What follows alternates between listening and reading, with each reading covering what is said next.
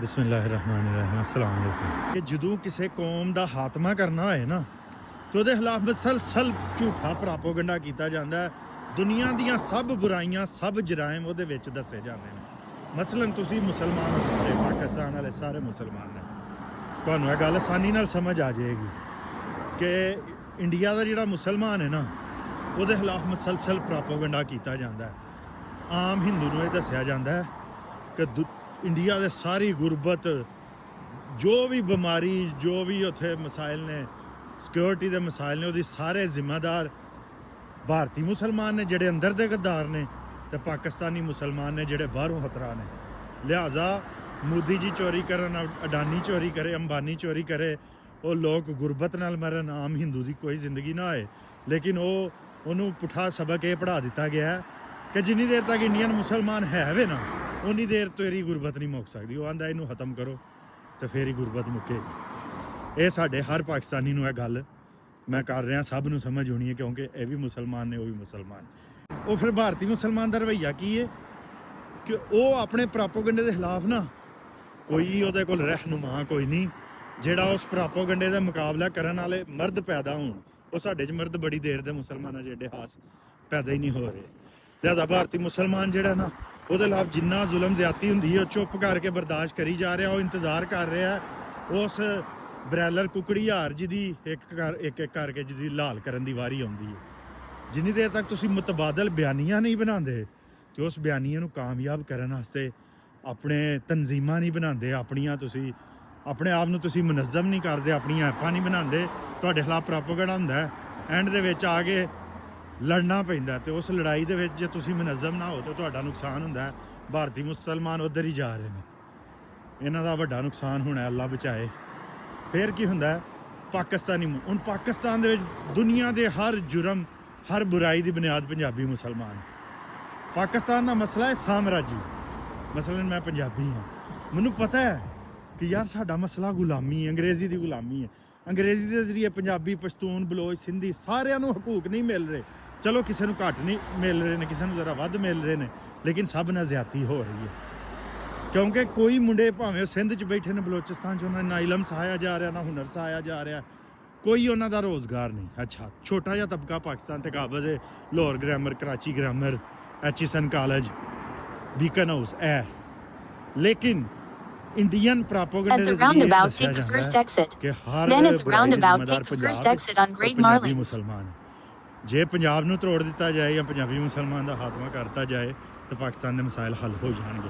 ਹਾਲਾਂ ਉਹ ਨਹੀਂ ਹੋਣੇ ਹੱਲ। ਪੰਜਾਬੀ ਮੁਸਲਮਾਨ ਨੂੰ ਇੰਨਾ ਕੁ ਪ੍ਰਾਪੋਗੰਡਾ ਉਹਦੇ ਖਿਲਾਫ ਕੀਤਾ ਗਿਆ ਤੇ ਉਹ ਵੀ ਮੰਨ ਗਿਆ। ਉਹ ਆਂਦਾ ਯਾਰ ਤਰੋੜੋ ਮੇਰਾ ਪੰਜਾਬ, ਕੱਲ੍ਹ ਤਰੋੜਨਾ ਜਾਂ ਅੱਜ ਤਰੋੜੋ, ਜ਼ੁਬਾਨ ਖਤਮ ਕਰਨੀ ਜੇ ਠੀਕ ਹੈ। ਪੰਜਾਬੀ ਜ਼ੁਬਾਨ ਲਸਾਨੀਅਤ ਹੈ। ਤਜਮਲ ਭਾਈ ਆਪ ਲਸਾਨੀਅਤ ਕਿਉਂ ਫੈਲਾ ਰਹੇ हैं? ਉਹਨੂੰ ਇਹ ਨਹੀਂ ਸਮਝ ਹੁੰਦੀ ਕਿ ਅੰਗਰੇਜ਼ੀ ਲਸਾਨੀਅਤ ਹੈ। ਅੰਗਰੇਜ਼ੀ ਨੂੰ ਉਹ ਲਸਾਨੀਅਤ 'ਚੋਂ ਕੱਢ ਕੇ ਹੋਰ ਇਨਸਾਨੀਅਤ 'ਚ ਉਹਨੇ ਪਾਇਆ ਕਿ ਹੈਵਾਨੀਅਤ 'ਚ ਪਾਇਆ। ਮੇਰੀ ਸਮਝੂ ਬਾਹਰ, ਕਿਉਂਕਿ ਜ਼ਹਿਨੀ ਤੌਰ 'ਤੇ ਗੁਲਾਮ ਹੈ। ਅੰਗਰੇਜ਼ੀ ਦੀ ਸਰਦਾਰੀ ਨੂੰ ਉਹ ਮੰਨ ਗਏ ਆ ਔਰ ਆਪਣੀ ਜ਼ੁਬਾਨ ਨੂੰ ਉਹ ਲਸਾਨੀਅਤ ਕਹਿੰਦਾ। ਔਰ ਪੰਜਾਬੀ ਮੁਸਲਮਾਨ ਨਾਲ ਸਿੰਧੀ, ਬਲੋਚੀ, ਪਸ਼ਤੋ ਨੂੰ ਵੀ ਲਸਾਨੀਅਤ ਕਹਿੰਦਾ। ਆਂਦਾ ਇਹ ਵੀ ਖਤਮ ਹੋਣੀਆਂ ਚਾਹੀਦੀਆਂ ਨੇ। ਮੈਂ ਤਾਂ ਚਲੋ ਆਪਣੀ ਖਤਮ ਕਰ ਛੜੀ। ਲਿਹਾਜ਼ਾ ਮੇਰਾ ਸੂਬਾ ਵੀ ਵੰਡ ਦਿਓ, ਬਾਕੀ ਸੂਬੇ ਵੀ ਜਿਹੜੇ ਨਾਲ ਵੰਡ ਦਿਓ। ਤੇ ਬਾਕੀ ਸੂਬੇ ਤਿੰਨੇ ਭਰਾ ਆਂਦੇ ਨੇ ਛੋਟੇ, ਤੈਨੂੰ ਵੰਡਾਂਗੇ, ਬਾਕੀ ਅਸੀਂ ਆਪਣੇ ਆਪ ਨੂੰ ਨਹੀਂ ਵੰਡਣ ਦੇਣਾ, ਕਿਉਂਕਿ ਅਸੀਂ ਅੱਲਾ ਨੂੰ ਮੁਕਰਰ ਕਰਦਾ ਹਾਂ।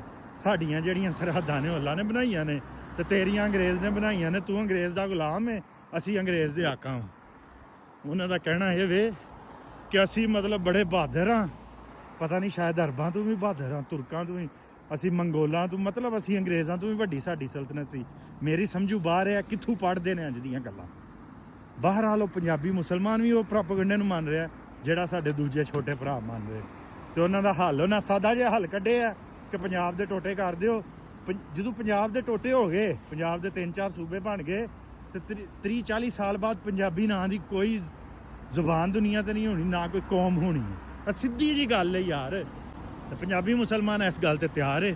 ਬਾਕੀ ਛੋਟੇ ਛੋਟੇ ਭਰਾ ਜਿਨ੍ਹਾਂ ਦੀ ਆਬਾਦੀ ਵੀ ਘੱਟ ਹੈ, ਤੇ ਜੇ ਬੰਦਾ ਤਾਰੀਖ ਨੂੰ ਗਹਿਰਾਈ ਨਾ ਪੜ੍ਹੇ ਤੇ ਉਹ ਕੌਮਾਂ ਸਾਡੇ ਤੋਂ ਛੋਟੀਆਂ ਨੇ। ਹੁਣ ਇਹ ਅੱਲਾ ਵੱਲੋਂ ਇੰਝ ਦਾ ਨਿਜ਼ਾਮ ਹੈ ਕਿ ਪੰਜਾਬੀ ਕੌਮ ਵੱਡੀ ਹੈ, ਇਹਦੇ 'ਚ ਕੋਈ ਸਾਡਾ ਕਸੂਰ ਤੇ ਨਹੀਂ। ਉਹ ਪੰਜਾਬੀ ਮੁਸਲਮਾਨ ਆ ਪ੍ਰਾਪੋਗੰਡੇ ਨੂੰ ਮੰਨੇ ਹੈ ਤੇ ਉਹ ਇਹਨੂੰ ਅੰਗਰੇਜ਼ੀ ਚਾਹੁੰਦੇ ਨੇ, ਸਾਡੇ ਆਕਾ ਦੀ ਜ਼ੁਬਾਨ 'ਚ ਇਹਨੂੰ ਆਉਂਦੇ ਨੇ ਡੀਹਿਊਮਨਾਈਜੇਸ਼ਨ ਆਫ ਏ ਕਮਿਊਨਿਟੀ। ਕਿਸੇ ਵੀ ਕੌਮ ਦੀ ਡੀਹਿਊਮਨਾਈਜੇਸ਼ਨ ਕੀਤੀ ਜਾਂਦੀ ਹੈ।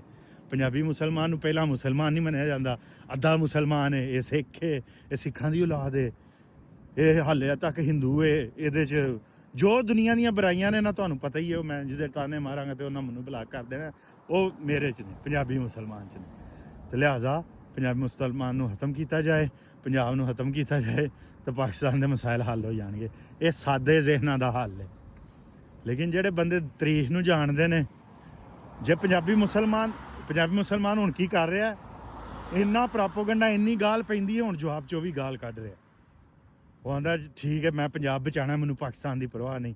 ਹਾਲਾਂ ਪਾਕਿਸਤਾਨ ਸਾਡਾ ਕਿਲਾ ਹੈ, ਸਾਡੀ ਚਟਾਨ ਹੈ। ਮਤਲਬ ਪੰਜਾਬੀ ਮੁਸਲਮਾਨ ਆਂਦੇ ਨੇ ਕਿ ਪਾਕਿਸਤਾਨ ਪੰਜਾਬ ਦਾ ਦੁਸ਼ਮਣ ਹੈ। ਅਸੀਂ ਬੜੀਆਂ ਕੁਰਬਾਨੀਆਂ ਦੇ ਕੇ ਪੰਜਾਬ ਦੋ ਟੋਟੇ ਕਰਾ ਕੇ ਪਾਕਿਸਤਾਨ ਸਾਨੂੰ ਲੱਭਿਆ, ਅਸੀਂ ਬਣਾਉਣ ਜੋਗੇ ਉਦੋਂ ਨਹੀਂ ਸਾਂ, ਗੁਲਾਮ ਸਾਂ। ਤੇ ਉਹਨੂੰ ਬਚਾਉਣਾ, ਉਹਦੀ ਹਿਫਾਜ਼ਤ ਕਰਨਾ, ਉਹਨੂੰ ਤਰੀਕੇ ਨਾਲ ਚਲਾਉਣਾ ਵੀ ਸਾਡੀ ਜ਼ਿੰਮੇਵਾਰੀ ਹੈ। ਤੇ ਬਜਾਏ ਗਾਲਮ ਗਲੋਚ ਦੇ ਪਾਕਿਸਤਾਨ ਦੇ ਵਿੱਚ ਪੰਜਾਬੀ ਦੀ ਜ਼ਿੰਮੇਦਾਰੀ ਹੈ ਕਿ ਉਹ ਮੁਕਾਲਮੇ ਦੀ ਫਜ਼ਾ ਪੈਦਾ ਕਰੇ। ਤੇ ਜਿਹੜਾ ਅਸਲ ਸਾਮਰਾਜੀ ਮਸਲਾ ਹੈ ਪਾਕਿਸਤਾਨ ਦਾ, ਅੰਗਰੇਜ਼ੀ ਨਿਜ਼ਾਮੇ ਤਲੀਮ ਇੱਕ ਛੋਟਾ ਜਿਹਾ ਤਬਕਾ ਕਾਬਜ਼ ਹੈ, ਉਹਦੇ ਖਿਲਾਫ ਸਾਰੀ ਕੋਸ਼ਿਸ਼ ਕੀਤੀ ਜਾਏ। ਜਿਹੜੇ ਛੋਟੇ ਭਰਾ ਬਦਤਮੀਜ਼ੀ ਕਰ ਰਹੇ ਨੇ, ਉਹਨਾਂ ਨੂੰ ਦਲੀਲ ਨਾਲ ਜਵਾਬ ਦਿੱਤਾ ਜਾਏ। ਤੇ ਦਲੀਲ ਵਾਲੇ ਹੀ ਜਿੱਤਦੇ ਨੇ। ਗਾਲਾਂ ਤੇ ਅਸੀਂ ਬਚਪਨ ਤੋਂ ਅਮਰੀਕਾ ਨੂੰ ਕੱਢਣ ਨੇ, ਅਮਰੀਕਾ ਨੂੰ ਫਰਕ ਨਹੀਂ ਪਿਆ। ਅਮਰੀਕਾ ਦਾ GDP ਸੰਨ 2000 'ਚ ਜਿਹੜਾ ਸੀ $2-3,000 ਸੀ, 2-3,000 ਅਰਬ ਡਾਲਰ, ਹੁਣ 30,000 ਅਰਬ ਡਾਲਰ ਹੋ ਗਿਆ। ਸਾਡੀਆਂ ਗਾਲਾਂ ਜ਼ਾਇਆ ਹੀ ਗਈਆਂ ਨੇ। ਹਾਂਜੀ, ਜਿਹੜੇ ਪੰਜਾਬੀ ਕੌਮ ਨੂੰ ਗਾਲਾਂ ਕੱਢਦੇ ਨੇ, ਉਹ ਗਾਲਾਂ ਦੇ ਨਾਲ ਤੇ ਪੰਜਾਬੀ ਕੌਮ ਨੂੰ ਕੁਛ ਨਹੀਂ ਹੋਣਾ। ਹਾਂ, ਜੇ ਪੰਜਾਬੀ ਕੌਮ ਜਾਹਲ ਰਹਿ ਗਈ, ਪੰਜਾਬੀ ਕੌਮ ਆਪਣਾ ਮੁਕੱਦਮਾ ਨਾ ਲੜ ਸਕੀ, ਫੇਰ ਕੁਛ ਹੋ ਸਕਦਾ। ਤੇ ਅੱਲਾ ਕਰੇ ਸਮਝ ਆ ਜੇ। ਤੇ ਇਹ ਜਿਹੜੀ ਡੀਹਿਊਮਨਾਈਜੇਸ਼ਨ ਹੈ, ਤੇ ਪੰਜਾਬੀ ਕੌਮ ਇਲਮ ਦੀ ਰਾਹ ਤੇ ਤੁਰੇ, ਤਾਰੀਖ ਪੜ੍ਹੋ, ਤਾਰੀਖ ਨਾਲ, ਦਲੀਲ ਨਾਲ ਆਪਣੀ ਗੱਲ ਔਰ ਆਪਣਾ ਮੁਕੱਦਮਾ ਸਾਬਤ ਕਰੋ।